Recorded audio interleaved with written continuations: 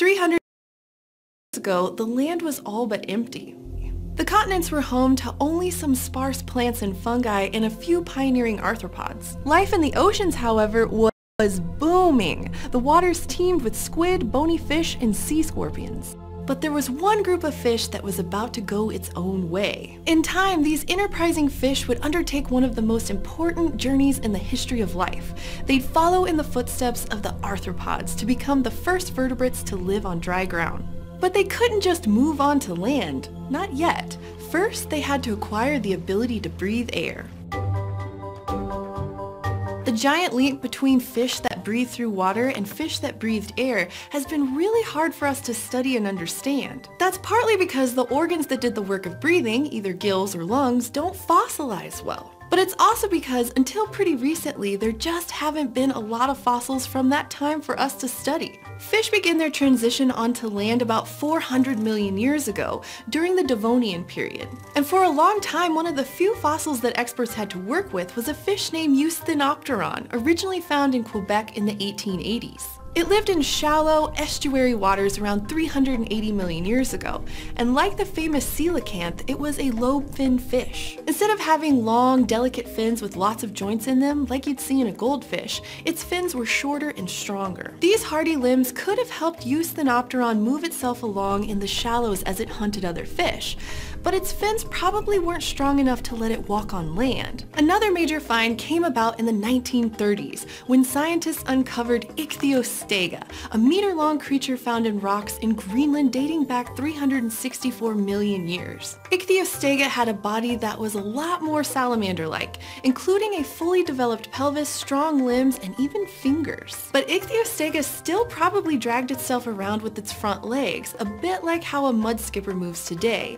And it also had a thick paddle-like tail for swimming, which means it likely spent a lot of its time in the water. But perhaps neither of these fossils is as key to this story as Tiktaalik, a 375 million-year-old animal found on Ellesmere Island, Canada in 2006. Tiktaalik had a fishy body, but a head like a salamander's, and stiff, leg-like fins that could have supported its weight outside of the water. And most importantly, it also had bigger primitive hips, so its hind limbs had something to anchor onto, an important step in becoming a fully four-legged animal. However, Tiktaalik's travels on land were probably still stuck in front-wheel drive. Even though its legs and hips were bigger than Eusthenopteron's, they weren't strong enough to bear the strain of walking on land. With traits that seem halfway between a fish like Eusthenopteron and a four-legged animal like Ichthyostega, Tiktaalik is a textbook example of a transitional fossil from this time. And despite their differences, all three of these fossils are considered to be tetrapodomorphs,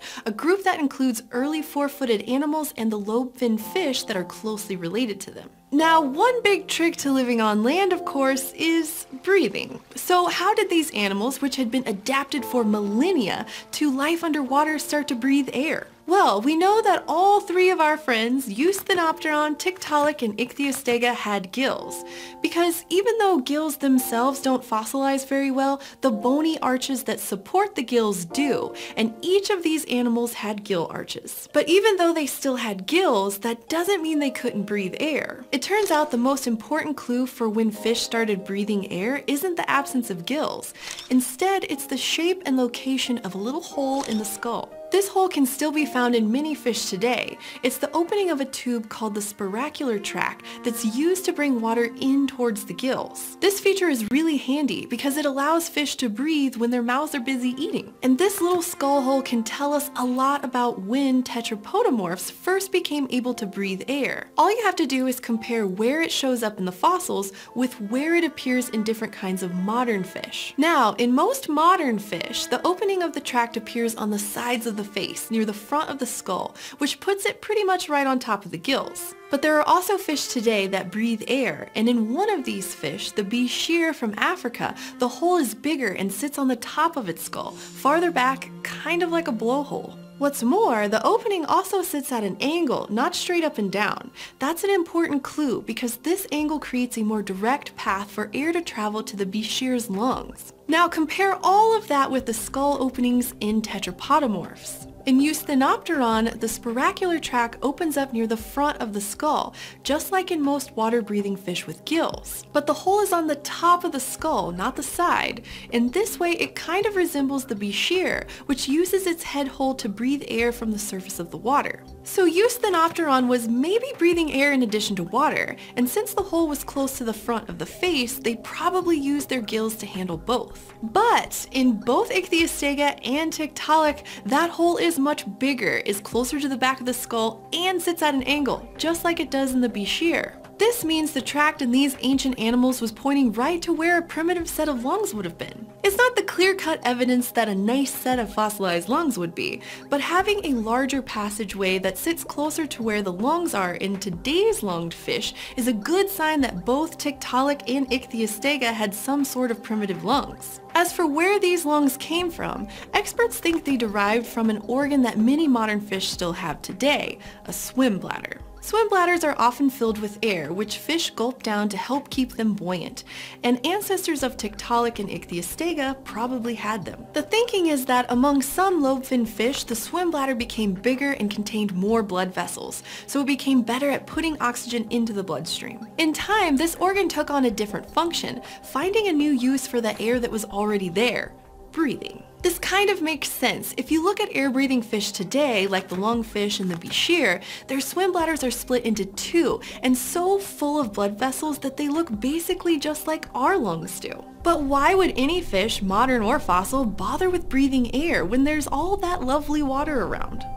Well, during the Devonian, things were complicated, and all of those complications led to a steady drop in the amount of oxygen in the oceans. On land, new plant species were diversifying, which you'd think would be good for oxygen levels, except all of those new plants were also dying on land, and then getting washed into the ocean. All of that organic material fueled huge blooms of algae, and then bacteria, which in turn sucked up oxygen from the ocean. So by the late Devonian, right when fish started to transition onto land, oxygen in the air was really low. Some estimates go as low as 13%, compared to almost 21% today.